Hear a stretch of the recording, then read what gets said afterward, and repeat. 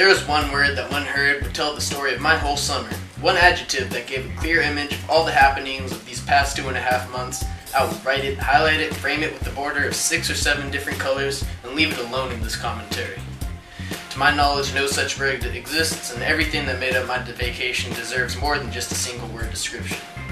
This summer was like no other, in a sense that every day taught me something I didn't know before.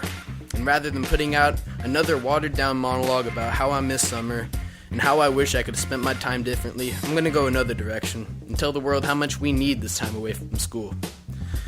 Most teenagers, like myself, would agree that summer went by too fast and that it completely sucks that we're almost back in school.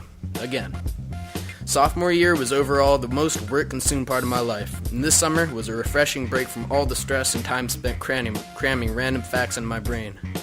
A more elderly perspective would label my summer as a waste of time, and may even argue that all the time spent away from school could result in a gap in my education, leading to a loss in potential achievements.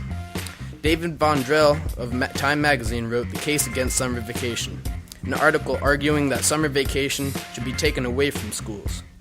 From his standpoint, the 2.5 months of reprieve known as summer break are a plague on our education, and those who spend their summers lounging about a house or aimlessly wandering the streets will end up dumbed down by their inactivity.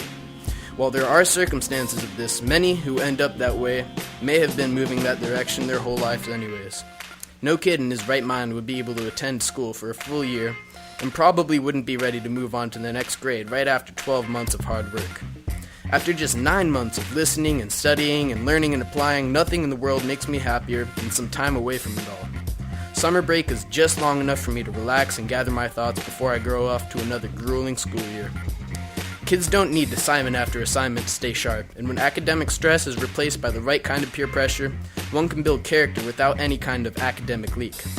Not everyone gets constructive peer pressure, but taking away much needed time to recover and adding another pile of work to our desks won't solve that problem. Rather than broadening our horizons, the result will only teach us to hate school even more. In the famous words of Mel Gibson, they can take away our lives, but they will never take our freedom. This heartfelt speech doesn't apply here, and every up-and-coming adult that had their life taken away by work at a young age lost their freedom along with it. For Youth Radio, I'm Cyrus Abu-saba. To hear this commentary and more, go to www.youthradio.org.